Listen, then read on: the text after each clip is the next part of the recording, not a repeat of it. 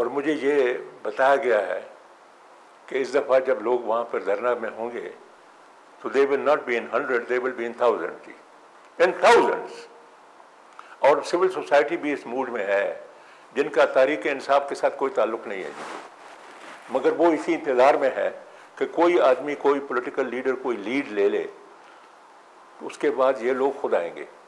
जैसे ये आए थे उस रात को जब जिना एवेन्यू पे 1.5 लाख लोग जमा हो गए थे, तो मैं तो कहता हूँ जी 15-20 हज़ार लोग भी अगर आ जाएं और वहाँ धरना लगा दें और रात गुजार लें जी, आप देखें उसका असर क्या होता है जी।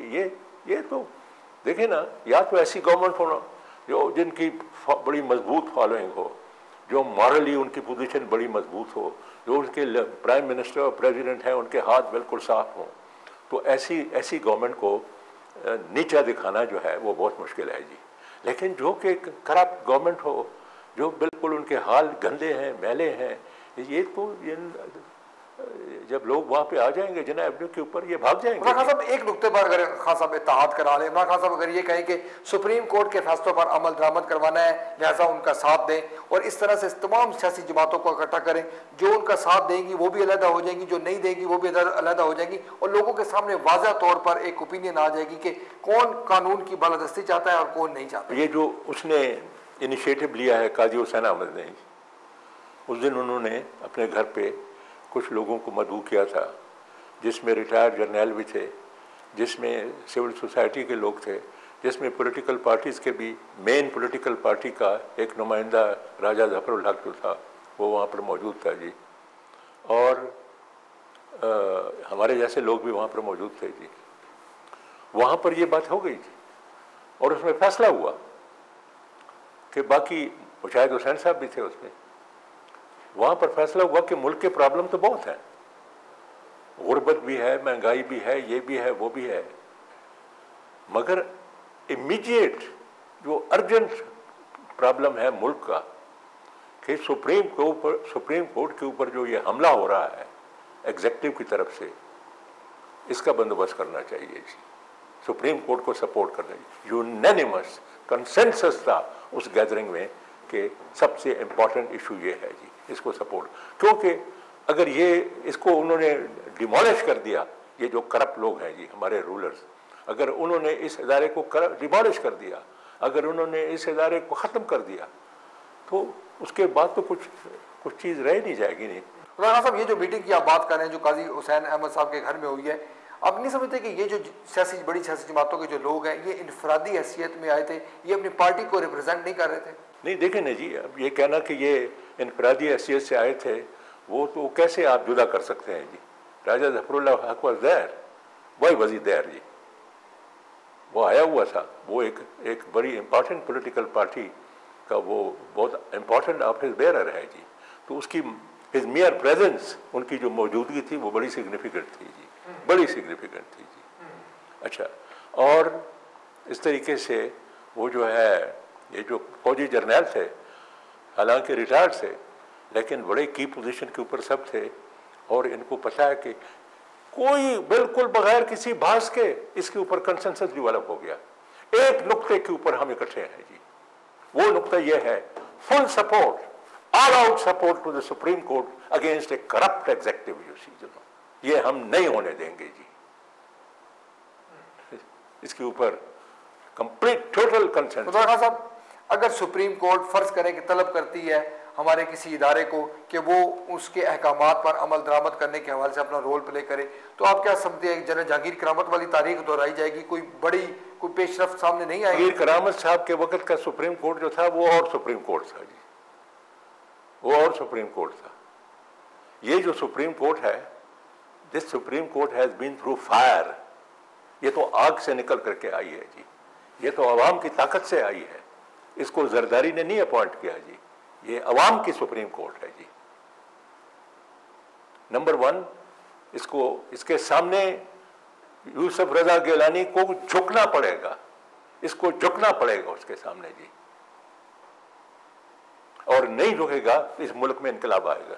खान साहब ये कहते हैं जी पाकिस्तान पीपल्स पार्टी जो है वो अब ये चाहती है कि उसकी हुकूमत का बेशक खात्मा हो जाए और वो मजलूम बन के अवाम के सामने आ जाए। लिहाजा वो कोई ऐसा काम नहीं करेगी जिससे उसके मफादात को नुकसान पहुंचे, चाहे कितनी से बड़ी कीमत ही उसको देनी ना पड़े। जनाब ये क्या बातें कर रहे हैं?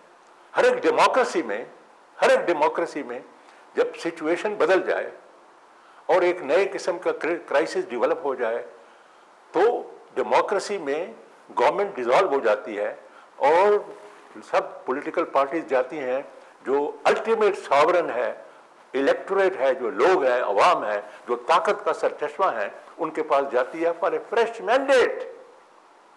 इलेक्शन हो जाता है। ये इलेक्शन भी नहीं करवाते हैं। ये इस मुल्क की वो आज से 4 साल 5 साल पहले जो जिस किस्म के प्रॉब्लम पाकिस्तान फेस कर रहा था, वो आज तो वो सिचुएशन नहीं है। आज तो बहुत गंभीर बहरानों में मुल्क फंस गया है। तो आप इलेक्शन क्यों नहीं कराते हैं?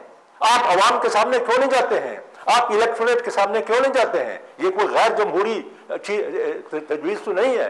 अंग्रेजों ने वर्ल्ड वॉर 2 हो रहा था, वॉर के बीच में उन्होंने इलेक्शन करवाया, वॉर के बीच में उन्होंने अपने प्राइम मिनिस्टर की छुट्टी करा दी, दूसरा प्राइम मिनिस्टर आ गया।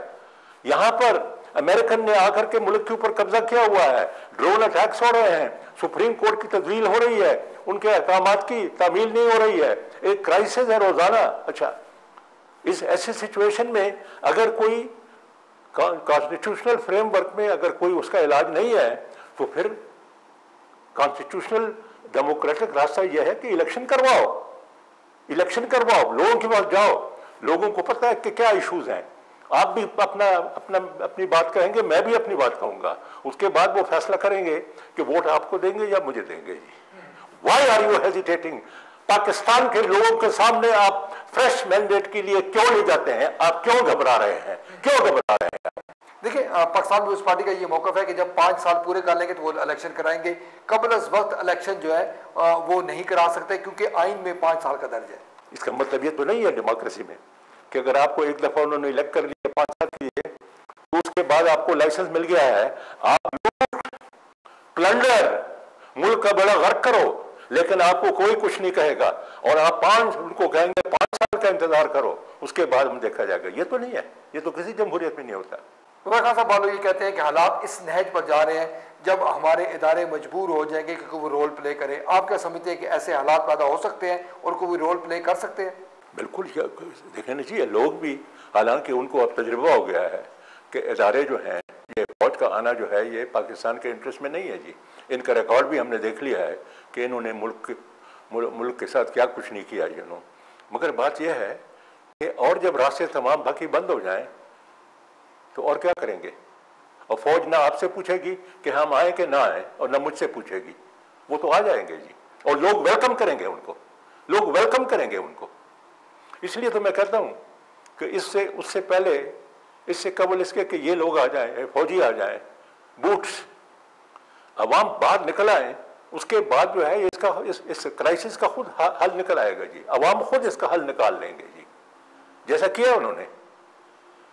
एक चीफ जस्टिस जिसको के एक मिलिट्री डिक्टेटर ने निकाल दिया था, जेर हिरासत रखा था, 2 साल वो चीफ जस्टिस नहीं था, 2 साल के बाद वो दोबारा बहाल किया गया जी, सुबह के 2 बजे बहाल किया गया जी, अवाम ने बहाल किया है जी। उमर खान साहब, आखिरी सवाल है, आप ये बताएं कि ऐसे ये जो बहरान है ये अगर बढ़ता रहता है और अदारों की जानिब से कोई रद्द अमल सामने आता है, वो कोई रोल प्ले करते हैं, तो अवाम की जानिब से क्या होगा? अवाम की जानिब से खैर मकदम होगा, इसकी मजम्मत होगी, एहतजाज होगा, क्या होगा? अगर ये परसिस्ट करते हैं और इसी तरीके से सुप्रीम कोर्ट को ह्यूमिलिएट करने की और तजलील करने की पॉलिसी जो इन्होंने अख्तियार की हुई है, वो पॉलिसी जारी रखेंगे तो उसके बाद अवाम GHQ की तरफ देख रहे हैं जी, अवाम GHQ की तरफ देख। और दूसरी बात यह है जी, लुक एट इट जी, एक पॉलिटिकली पार्लियामेंट डेड, पार्लियामेंट बिल्कुल रबर स्टैम्प पार्लियामेंट, उसमें कोई जान ही नहीं है, न कोई उसकी पुष्टा है जी। अच्छा, वो जो है प्रेसिडेंट, उसके हाथ करप्शन, फेसिंग करप्शन केसेस मुल्क के अंदर भी और मुल्क के बाहर भी। अच्छा, इकोनॉमी का बुरा हाल, गवर्नर स्टेट बैंक चला गया, कहने लगा ये तो मुझसे गलत काम करवा रहे हैं,